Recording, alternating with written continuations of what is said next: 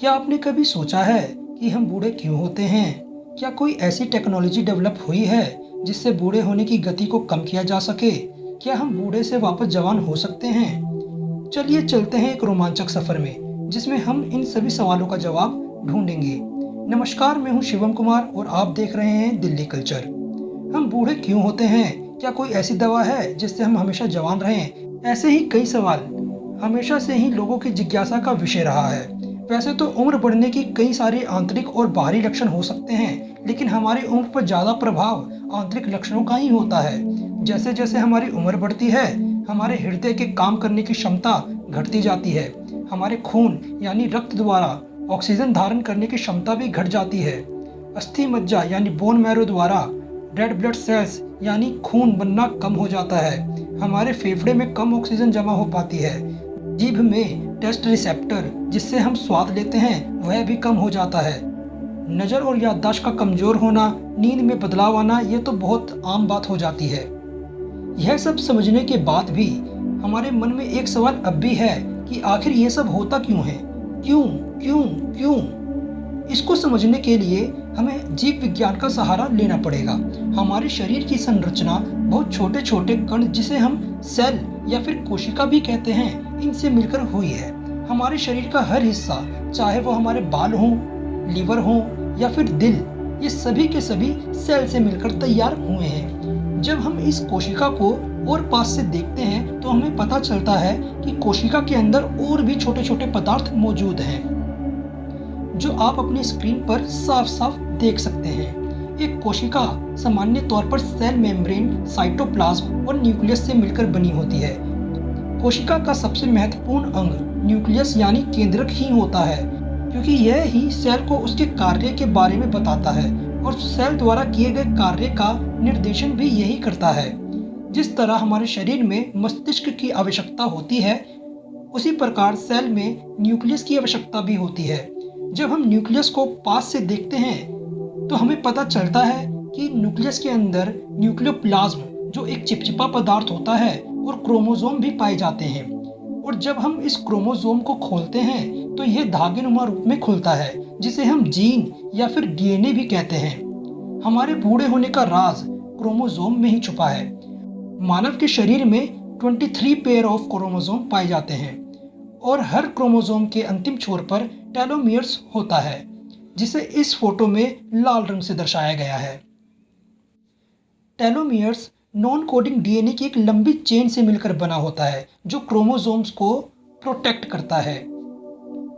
बचपन से युवा अवस्था के दौरान जब हमारा विकास हो रहा होता है, उन दिनों हम अधिक संख्या में कोशिकाओं का निर्माण करते हैं और ये सारी कोशिकाएं तेजी से अपनी प्रतिलिपियां भी बना रही होती हैं। कभी कभी ये कोशिकाएं बीमार पड़ जाती हैं और कभी तो काम करना बंद कर देती हैं, या यूं कहें कि कोशिकाएं मर भी जाती हैं। वैसे तो ये किसी खास चिंता का विषय नहीं है, क्योंकि ऐसा तो अक्सर ही होता रहता है और उनकी कमी नई कोशिकाएं पूरा भी कर देती हैं। अगर हम अपनी त्वचा की कोशिकाओं पर ही गौर करें तो उनकी उम्र महज कुछ हफ्तों की ही होती है। उसके बाद वे हमारे शरीर से धूल की तरह झड़ती रहती हैं और हमें पता भी नहीं चलता, और उनकी जगह नई कोशिकाएं ले लेती हैं। जैसे जैसे नई कोशिकाएं बनती हैं, उनमें टेलोमियर्स की लंबाई कम होती रहती है।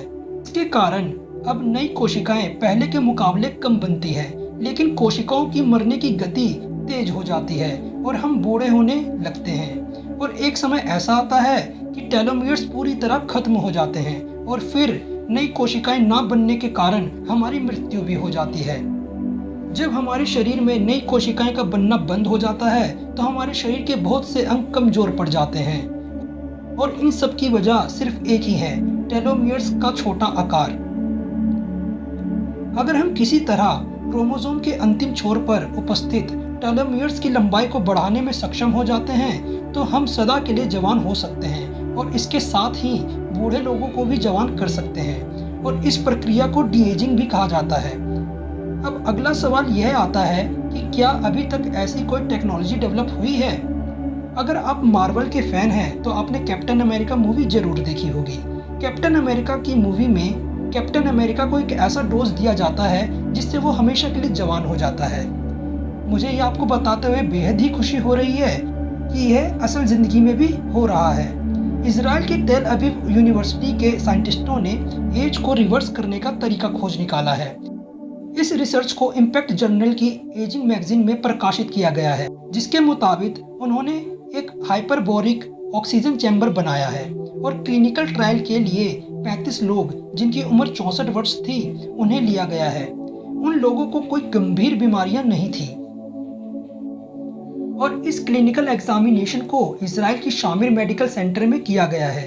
इस ट्रायल में लोगों को 90 मिनट के लिए चैम्बर में प्योर ऑक्सीजन इनहेल करने के लिए कहा जाता था और यह 3 महीने के लिए सप्ताह में 5 बार किया गया, जिसका परिणाम यह निकला कि इनकी टेलोमियर्स की 38% लंबाई बढ़ गई और उनके शरीर की झुर्रियां भी कम हो गई।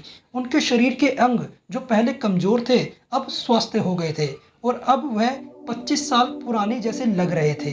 अगर आप इस रिपोर्ट को पूरा पढ़ना चाहते हैं तो डिस्क्रिप्शन में दिए गए लिंक द्वारा आप उस पेज पर जा सकते हैं।